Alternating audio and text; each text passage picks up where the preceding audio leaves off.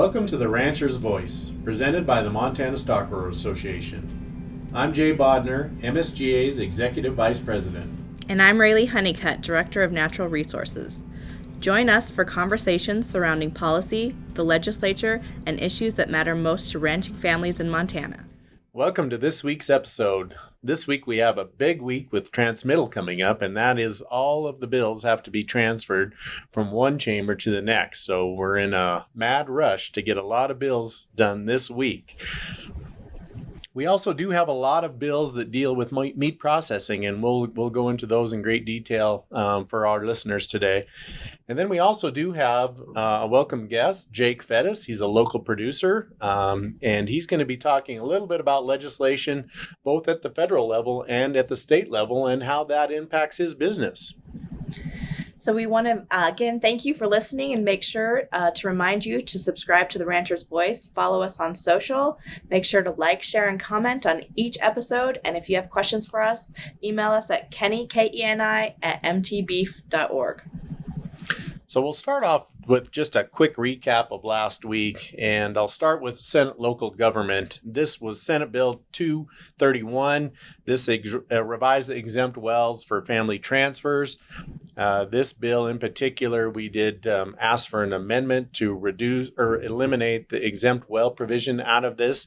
They've taken that amendment on, and it's moved out of the committee and into the first house. So next, we have Senate Bill 174. This also dealt with subdivision reviews, and we did have concerns with that, and there was an amendment placed on that bill also, and so that actually took us. We had no position on that bill after that amendment went on, and that is also out of committee. Also, we testified in House Bill 352. That's in regards to easements. And really what that bill said is if public funding was used as part of your conservation easement, you would be mandated to allow for public access. We opposed that bill, and executive action has not happened from the committee, but that bill was fairly highly opposed, and so it'll be interesting to see if it will move out of the committee. In House Ag, we had a couple of bison bills. So we had House Bill 318 that clarified the definition of a bison and what a wild bison is. We've run that bill a couple of times. We supported that bill, and that is also out of committee. In addition, we had House Bill 302. This required county commissioner approval of bison being relocated into their county. We also supported that bill, and we've seen versions of this in the past. There is an amendment that's going on that provided some clarification for the counties in their growth policy. We anticipate that bill getting passed out of committee also. And then on the Senate Ag side, the committee did confirm our Board of Veterinary Medicine appointees. And so congratulations to Paul McCain, Katri Nelson, and Katie Ryan, all for their confirmation. And then last, there was a bill, Senate Bill 210 in Senate Ag as well. That bill was similar to the bill we talked about last week in regards to placarding. The committee did hear the bill, and no executive action has been taken yet. So as we look forward into this week, once again, this is going to be a busy week just with transmittal date looming quickly. We'll start with House Ag. In House Ag, we have House Bill 336, and this deals with one of the meat packing or meat processing bills that we will see this session. And I think while well intended, we certainly have interest in providing opportunities for our processors and looking for opportunities to potentially sell that meat across state lines. But unfortunately, we do need to change the federal regulation before we can do that. So as drafted, this bill, we will oppose that because we have been sent, the Department of Livestock has been sent a letter by the Food Safety Inspection Service, FSIS, that said if this bill is implemented, then we will lose 50% of our cost share for our state inspected program, and that would cost us $1.1 million. So as drafted, we will oppose that. We will look to potentially amend that and get that bill in a position that we could support. In addition to that, we also in House Ag, we have House Bill 410. This is the Pollinator Protection Act. As drafted, we will oppose this bill. Also, it looks like as it's drafted, it would prohibit ag and grazing lessees from applying insecticides on state lands. And then it also may prohibit us from actually planting crops unless we would consider wheat and barley a native plant. And so that bill, as drafted, we will oppose that bill. In addition, we have House Bill 396. This is a bill we would support. This would clarify hemp seed as a commercial feed, which would include livestock. And there is some nutritional value there. So certainly, I think a good addition to the code there. And Jay mentioned in the opening that this week is a busy week. And so while those 3 bills are being heard on the House side, we will have 3 more additional bills being heard on the Senate side, same time, same day, in regards to a couple different areas. So the first one is Senate Bill 279. This is also a meat bill, and it's in regards to meat packing exemptions. So this bill would allow for meat processors to sell to retail meat establishments or retail stores or restaurants, anywhere that purchases for retail use meat processing or meat. And that meat facility, which also would include exempt processing, would be able to sell as long as there was a local Montana product stamp. Again, the intention of this bill is we appreciate. However, our concerns is one with that exempt processing component to it. Those processors are only inspected twice a year, whereas our state inspection, there are inspectors on site when kill dates happen. And then just the general food safety standpoint as well. So we will be going in to oppose that bill, but also know that we'll hopefully be able to work with the bill sponsor on maybe some solutions or amendments. The second bill that will be heard is in regards to valuation of commodities on state lands, and specifically Senate Bill 270 is in regards to how hay pricing is set on state trust lands. And so what this bill does is it calls out 5 specific land offices that will kind of be the setting point for hay pricing. One of the concerns for us on that is that currently the Billings market is not included in one of those land offices. Secondly, currently the state lands trust folks, when they're setting prices, use multiple points. I think they said 26 when I talked to them for setting prices. So currently prices are a little more localized than what this bill will do. So we'll be going in and hoping that we can maybe work with the sponsor again to amend it to maybe just clarify that pricing comes from Montana and not necessarily designate those 5 land offices. And then last, in the Senate Ag Committee, we will hear Senate Resolution 11, which is a product of the USA bill. We will be going in support of that, as MSGA has had a long-standing policy regarding this topic, and our producers have expressed big concern with protecting and preserving that USA label. So that will be heard on the Senate Ag side on Tuesday. So in addition to that, we have House Bill 471, and this bill would prohibit nonprofit corporations from buying ag land. And I think certainly on its face, that sounds like something that would have some interest with Montana Stockgrowers. So as the bill has been drafted, it does exempt a number of nonprofit corporations like churches, schools, hospitals, organizations that provide low-income housing. One of the concerns that we have had, and we've had some of this discussion in our committees in the past, is dealing with private property rights, and should there be restrictions on who you can and cannot sell your property to. So there are some of those concerns that we've heard from our members, and so that's something we're going to be watching very closely.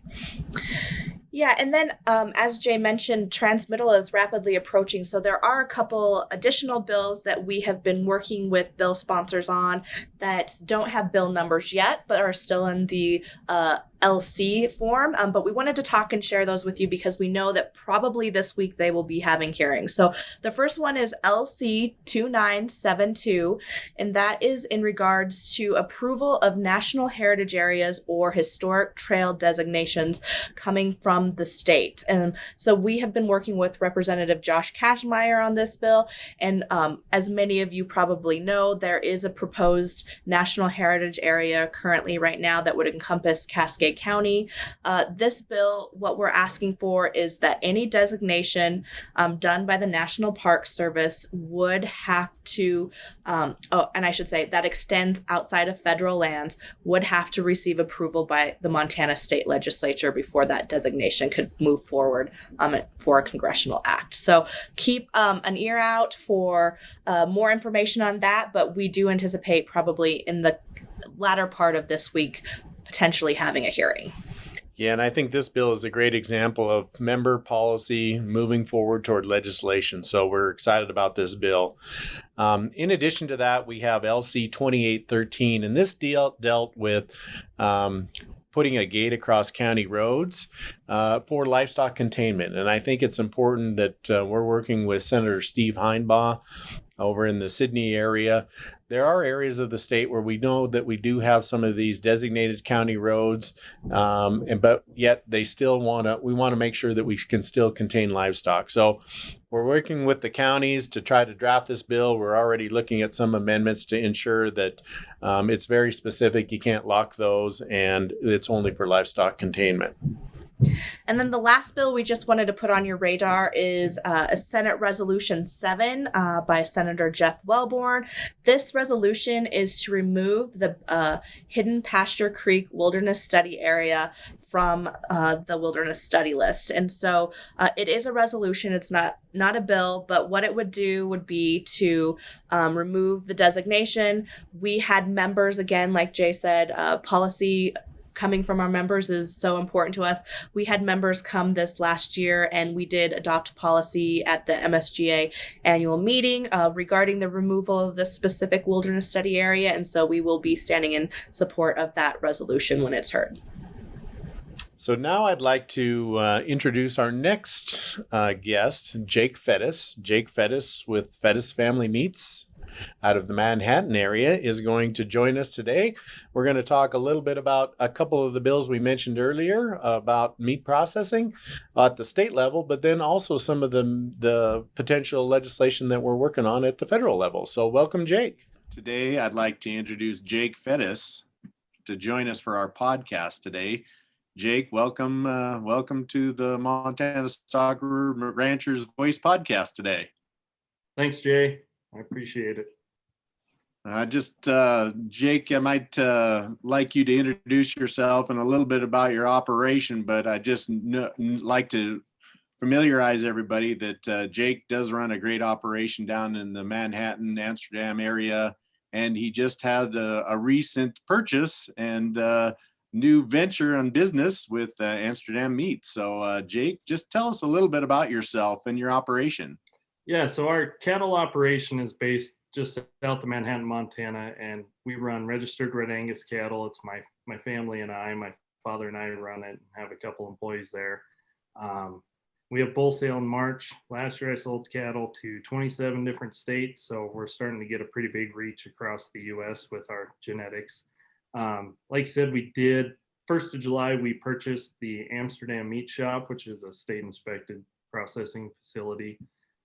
We are still running probably 85% custom cutting for other people there, but we did open up a little retail spot, and we've been working on wholesaling product through restaurants and grocery stores in Belgrade and Bozeman and Big Sky, and just trying to grow that side of the business so that we can help our customers make more money, and try to keep ranching sustainable. Local producers in the Gallatin Valley, we're getting pushed out by development, and land values keep going up. So it's harder for us to grow in size, but if we can create more profitability per animal, maybe we can keep these guys running for another generation or two here. Well, great. And your recent venture is kind of one of the main reasons we wanted to hop on and have a conversation with you today.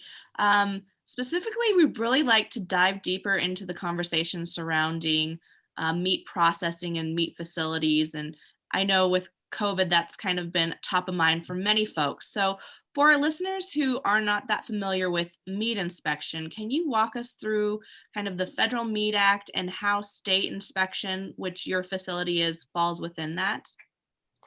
Yeah, so the Federal Meat Inspection Act was actually passed in 1906. And what it does is it just creates a standard of food safety for all the processors so that we know that the product we're putting out won't make people sick. And I'm not sure when Montana got their state program, but FSIS has a state inspection program that they help the states fund. I believe there's 27 states that have a state program, and it's funded 50% by the federal government, 50% by the state. And through that, we can produce inspected product to be sold, but it can only be sold within the state that it's produced or processed. So we are able, going through a state inspected facility like ours, you can sell it to consumers, you can sell it to grocery stores, restaurants, anybody within the state of Montana. So it really opens up a big avenue for marketing meat that we didn't have before. Great. We know that COVID has presented some significant challenges, and it really did shine a light on some of the gaps that exist in our current system. And you, as a producer and a processor and a value-added producer, what are some of the biggest challenges that you face in your current environment? I could double my facility's capacity and still be booked out 14 months. That's a big challenge for us right now. COVID did it. It opened a lot of people's eyes to local production, local food production, meat production, and it's really changed consumers' mindsets. I think for the first time, probably since World War II. You know, just seeing those empty store shelves. We've always been able to go to the grocery store and get any product we wanted, any time of the day, at a low price. And all of a sudden, the shelves were empty, prices went up, and you couldn't find what you wanted. And it really turned people to looking at local. So once COVID hit, we were booked up 12 months within probably a month of COVID hitting. And right now we're booked up 14 months. And I could be booked out 24 months, but we really haven't started booking 2022 yet. I have people that have called me and asked to book up an entire month for one producer. And for me, it's, that's a challenge because I don't want to turn my local customers away that bring me one a month or two a month here. So it really is a challenge we're facing right now, is just turning people away. We turn away probably 3 to 4 customers every day for processing. Wow. So from an interstate commerce perspective, do you see a lot of inquiries from potential purchasers from out of state? Yes, we do. So on our website, which isn't completed yet, but it's up and running, I've got on the analytics of the website, it shows me where people are looking at our website from. I get more views from out of state than I do in state. A lot of those come from California and the East Coast. I have no idea how they find us, but somehow they find us and they look through the website, and then they submit questions, asking if they can order. And of course, I have to tell them no because I can't ship it. But we do. I bet we get 10 to 15 requests per week for out-of-state shipments. So there are some solutions kind of in the works, and we kind of wanted to talk to you from your perspective as a processor through those. So let's talk about the federal level first. So there are 2 bills right now that have been introduced. The first one is the Direct Act. And then the second one is from Senator Tester, and it's the New Markets and State Inspected Poultry and Meats Act. But let's jump into the Direct Act real quick. So it was introduced by Representative Dusty Johnson out of South Dakota. and had been introduced previously through last Congress, but was reintroduced for this Congress. And ultimately what it does, it will allow for folks like you to sell via e-commerce up to 300 pounds of meat. And so talk to us a little bit about that. I know you're really familiar with that. Talk to us a little bit about that and the opportunity that it may bring to your business. Yeah, I think the Direct Act is a great bill. I'm more familiar with this one than I am test bill. Direct Act, we don't get a lot of interest from state people wanting to buy 500 pounds of beef. They want to order, 10 pounds of ribeyes and 6 pounds of fillets and 20 pounds of burger and have that shipped to them. So I think the Direct Act really hits the points that we need to hit as Montana inspected processing facilities to allow us to ship that quantity of beef. I think it would really impact all of our businesses if we could do that, because everybody's entranced with Montana and Big Sky Country and Montana beef. So I think that we do have an opportunity that a lot of states don't have by just where we're located and who we are and what we're known as, as being the last best place in the Cowboys. It just goes on and on. People love Montana. And so I think, the Direct Act would work really well. And I don't need to ship 300 pounds of beef or 100 pounds of pork. So I think it really kind of hits everything that we need it to as state processors. And then the other thing it did was it has to be done e-commerce to consumers.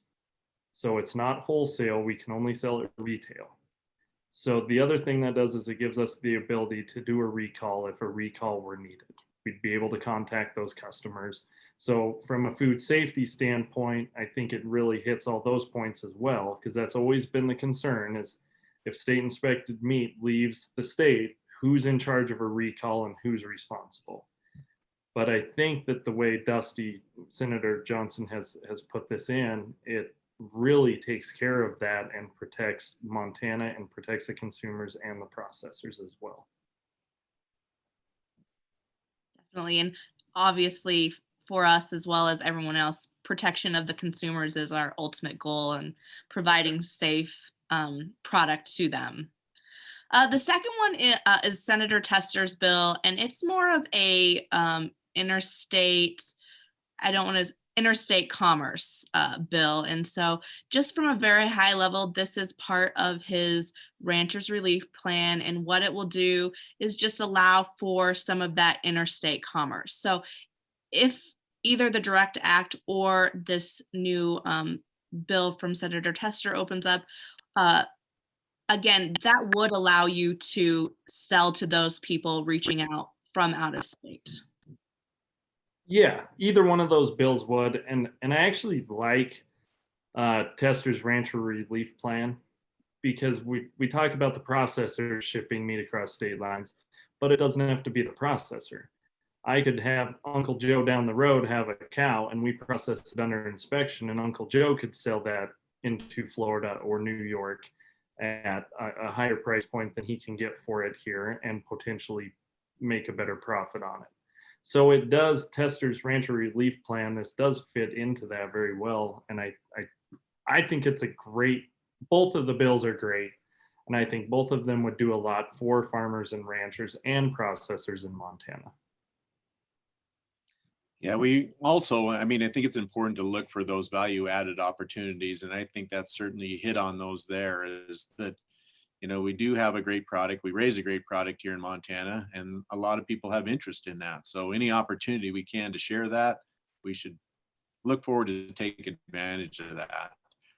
I'd kind of like to just move on to our own state legislature now and some of the bills that we have coming up here. So on the February 23rd in our House Ag Committee, we'll be hearing House Bill 336. And this bill proposes an interstate meat compact. And from your perspective, maybe you could share some of your thoughts on this bill. I know from a stockgrower standpoint, we do have raised some concerns with this.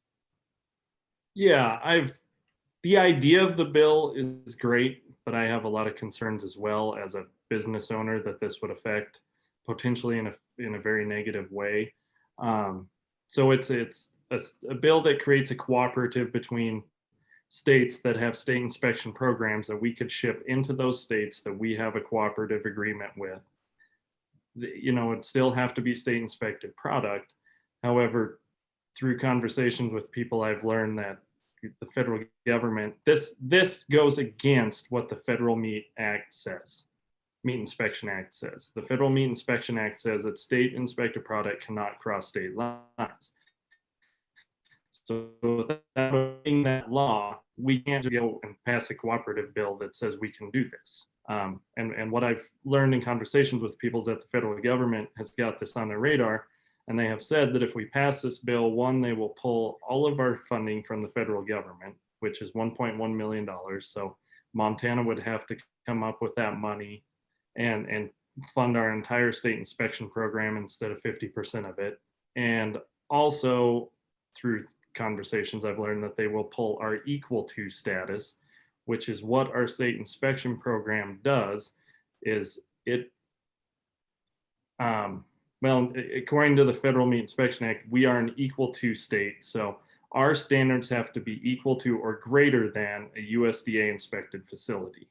So that's what gives us the ability to sell meat on a retail and wholesale level, is that equal to status.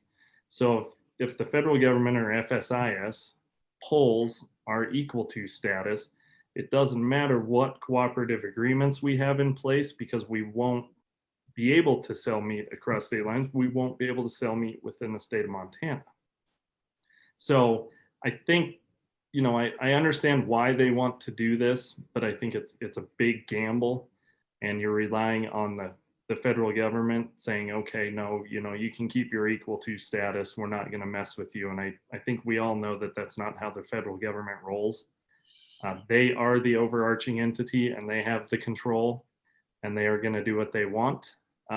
So if we lose our equal to status, it would force all state inspected facilities to either go custom exempt or go under grant of inspection through USDA, which right now is about an 18-month timeline to get a grant of inspection through USDA. So if we are not an equal to state and it takes 18 months to get under USDA inspection, what are our processors going to do for those 18 months? We won't be able to process meat and sell it. We can't ship it anywhere. We can't do anything with it.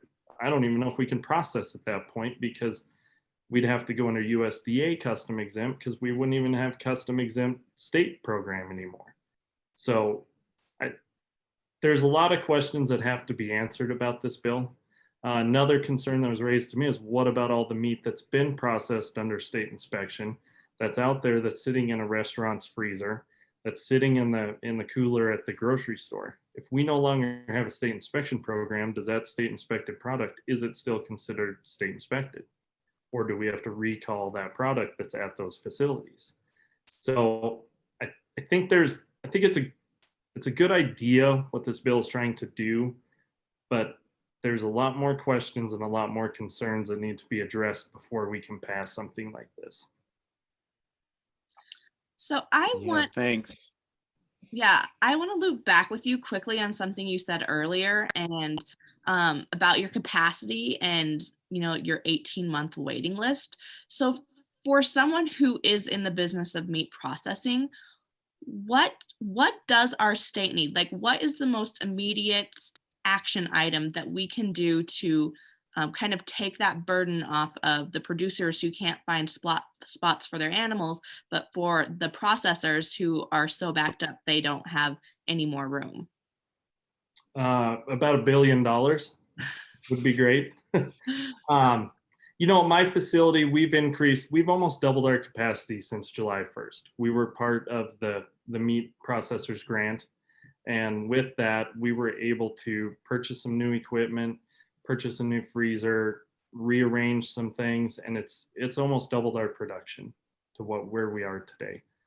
We're almost maxed out, just space-wise, building-wise, land-wise, where it sits, we're almost maxed out. And I think it all takes money, is what it comes down to. If we want new processors to open up, if we want other processors to get under state inspection or USDA inspection, it all costs money. My facility is about $250,000 away from getting under USDA inspection just in remodels. So if I can't stay under state and I have to go to USDA, that's going to be pretty difficult for us to do. But it's a hard subject, because if you look at nationally, I think that the 4 largest packers, I think there's 837 or something USDA inspected plants in the country. It's right around there. It's over 800. And 28 of those plants do 85% of the processing in the US. So if you look at the scale of our industry and the scale of the processors that are doing the majority of the processing in the country, the small processors won't even put a dent in the number of cattle that we need to slaughter and process. And just in the state of Montana, I would guess you could open up 20 or 30 of them that are the size of mine, and we'd still all be backlogged a year. And there's not that many people that want to cut meat. It's a hard job, and it's just not one that is looked upon. 40 years ago, the town butcher was the most popular guy in town. And now it's almost looked at like kind of a crummy job. And it's too bad. And I think that some of that's changing with some of the meat cutting programs that are going into the colleges. I think that trade will come back, because it is a trade that people want to learn. They want to know how to do it. And also, I think consumers, where they want to buy local meat, people are starting to realize that, the local butcher could be making as much money as the plumber, the electrician, in those trades. And so I think we're going to see some of that trade come back. It's just a matter of time. Great. Certainly, I think there's a lot of challenges out there. On a positive note, I think some of the things we're also looking at is we do have a pretty good program in Montana with Made in Montana and Grown in Montana. And I think you're a member of that, and thought maybe you could just share a little bit about that program and kind of why you decided to participate in that. Yeah, so we actually just got approved for that 2 weeks ago. It's very recent. Well, as you know, Jay and Raylee and stock growers and every other national organization right now, country of origin labeling is a huge conversation, has been for the last 10 years. And I guess I was looking at it, well, we just had the placarding bill come up in Helena. And so everybody's looking for a way to label product. Well, I got to looking at it, all of our local meat gets local put on there, but we're looking for another way to show where it came from, what it was. And I'd known about the program for a long time. I just didn't know what it entailed. So I got online and looked at it, and we qualified for everything. Everything we were doing was what was required of the program. I thought, well, this can be my state of origin labeling. And I can prove to my consumers that this is a Montana product. It was grown here. It was processed here. Our sausages are all made from seasonings that are made 13 miles away from my facility. And so they're all local seasonings, and we're trying to really stick with that local. Everything we're doing is Montana as much as we can. So I wanted to be able to label my product that way and show people that that's what it was. So I think, when we're looking at country of origin labeling and placarding stuff, we've already got the process there. It's just a matter of being a part of it. Great. Well, we're excited to see how that works for you. From our standpoint, that's a program that we feel adds a lot of value to our producers and is a fairly easy program to sign up for and is free. So definitely we'll be following up with you on that. Thank you. Yeah, and we've heard just over the last year, there's been a 30% increase from local processors too engaged in that program. So that's, I think that's certainly a benefit and something we'd like to promote more. Yeah. Well, one other thing I just thought of, so I was reading an article here a while back, and it said 1970, so that would make it, 51 years ago? 70% of the food that was consumed in Montana was made, grown, and processed in Montana. And as of 2020, it was 5%. Yeah. So we didn't stop growing less food. We didn't stop raising less beef. We're just shipping out our raw products, having them processed, made into food somewhere else, and then shipping them back. And so Raylee, you asked about meat processors in Montana. What can we do to help? And I think this goes along with, our grain producers in the Northwest and the Golden Triangle, and soybean producers.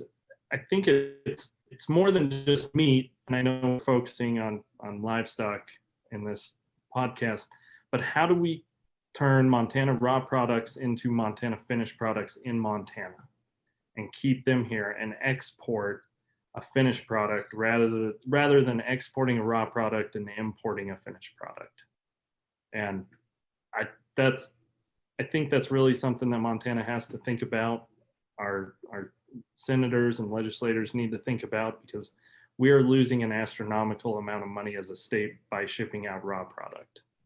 And we need to figure out how to process more of it. And that goes for all products, but mostly food. I think, we are a huge food producer. How do we produce that food here, process it here, and send it out? Yeah, and I think once again, the more we capture that value for our producers, the more successful they're going to be, and that really just benefits us not only as individuals but as a state in the whole, as the number one industry. So those are great kind of parting thoughts, I think, for our listeners today. I would just like to once again thank you, Jake, for joining us. I know you are in the middle of calving and and your other businesses, and so we do appreciate you taking the time to sit with us and talk a little bit about this important issues. And so once again, just like to thank you for your time. Thank you, Raylee, and thank you, Jay. I appreciate it. Once again, I'd like to thank Jake for joining us today, and certainly it's great to see producers like that involved, not only at the state level but also at the federal level, and the work that he's done. Yes, and we want to thank you also for joining us today.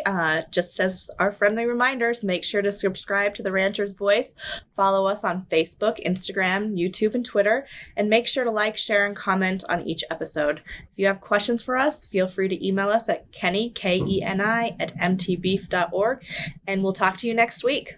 Thanks, everybody.